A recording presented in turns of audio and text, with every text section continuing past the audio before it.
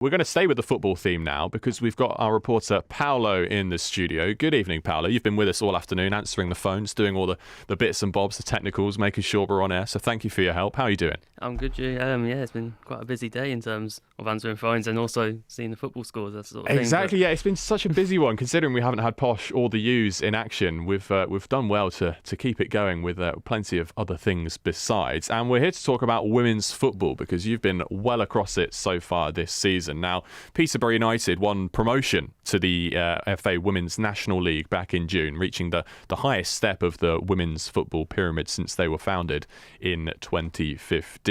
And for Posh, it's a case of, parallels across from the men's game as well with the Posh. They're struggling to adapt to life a little bit in the division higher. How are they getting on so far this season? Just looking at the table, so this is the Division 1 Midlands. This is the fourth tier of women's football, and Peterborough United just on the brink of the relegation zone. Yeah, it's been, I would say, a very mixed season so far for Posh. You could look at it two ways. Obviously, you're coming up to a new division. Some of these players, or majority of these players, have never played at this level before, so it was always going to be tough to start with. They started very positively. They've only one loss in 4 games. I think got a few draws and obviously an opening day win against Bedworth United. Mid part of the first part of the season, sort of died down a little bit, difficult at some occasions. And in this last 3 games in December, I know they've lost 2 games, but the performances were very good, very injury-depleted squad. But they're starting to sort of adjust to life. They're going toe-to-toe with Doncaster Bells, who are top of their table. So, yeah, it's just they're starting to adjust in December. A few key injuries now sort of derailed that momentum. But looking to the second half of the season, you think hopefully they've got the experience now, they sort of can kick on. But it is quite an experienced side, as I mentioned. Most of the players are quite young as well. So it's all just about adjusting. Like you said, the 10th, only on goal difference. They got 1 or 2 games in hand on a few teams around them. So it is all still to play for. But yeah, it's hopefully now, next part of the season, it's all about just kicking on. Yeah, it's amazing the parallels between the men's and the women's sides for the Posh. So the men's side just 2 points adrift in the Championship relegation zone, and Peterborough United in the women's game level on points, as you say, between ninth place Burton and 10th place Posh. So right on the brink of the relegation scrap. So 4 teams from the Division 1 Midlands go down. So there's a good likelihood of Posh going down, but not if they do well for the second half of the season. Let's cross over to the National League South East Division. Now we've got 2 of our local women's sides in there, Cambridge United and Cambridge City. Now these 2 teams have been there and thereabouts in this division for quite some time.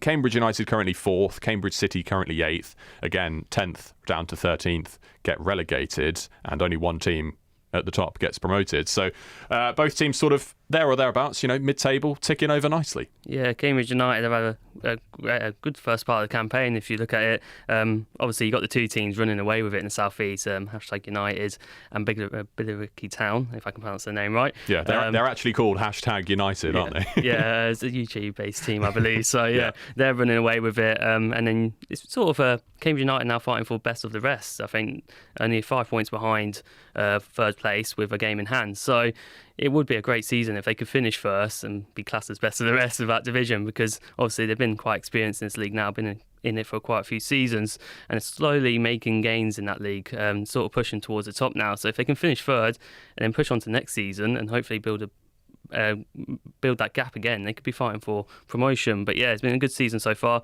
Sort of difficult end to this year, picking up 3 losses. So yeah, it's just trying to build on next year and trying to build that momentum they had at the start of the season and try and push that third spot. Because again, like I said, it would be a really good season if they could. Yeah, absolutely. And #United absolutely running away with it. So pretty much no chance of Cambridge United going up, and there's no playoffs either in these divisions of women's football. Cambridge City a little bit further down the table, just 1 point above the relegation zone. Are they in danger, do you think? Again, it's another tough one when you look at it, because as you say, 4 teams get relegated, and if you look at Division 1 Midlands and look at the South East, the teams around the relegation side are all very close and very matched. And again, I think Cambridge City have a few games in hand. They have 2 games in hand on United. If they win them both, then they're only 2 points behind them. So if you look at that sort of scenario, win them 2 games and they could be right up there fighting for best of the rest again. So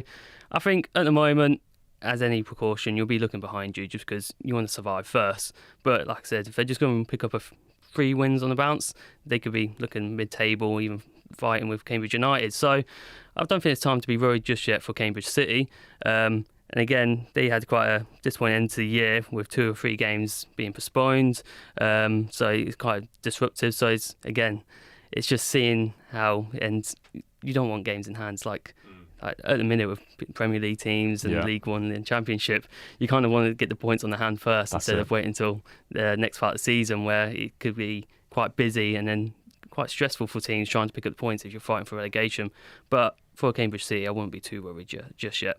Yeah, so just looking at these leagues, it almost seems like a bit of a shame, really, that you've got #United in that only promotion spot at the moment, completely running away with it. Billericay Town as well, right up there. But then you go down to, your 4th place Cambridge United, and it almost seems, if you get within a good distance of safety, then there's not much to play for. It seems like a bit of a shame that there's no sort of playoff system like there is certainly with Peterborough and Cambridge United in the men's game. Yeah, it is a shame, really, because as women's football's progressing every single year, and it'd be good to sort of have that competitiveness throughout the whole division, because like as you mentioned, it's just them 2 teams at the top fighting for promotion. And for Cambridge United, they could have, if they start this next year badly, they could be sort of pushed into that relegation battle, but it seems very unlikely. But they haven't got much to play for the rest of the season, and they're out of the FA Cup as well, so it's just one of those things. So yeah, like you mentioned, it's the first time ever this season they're having 4 teams relegated, so it's just one of those things. But hopefully next season they can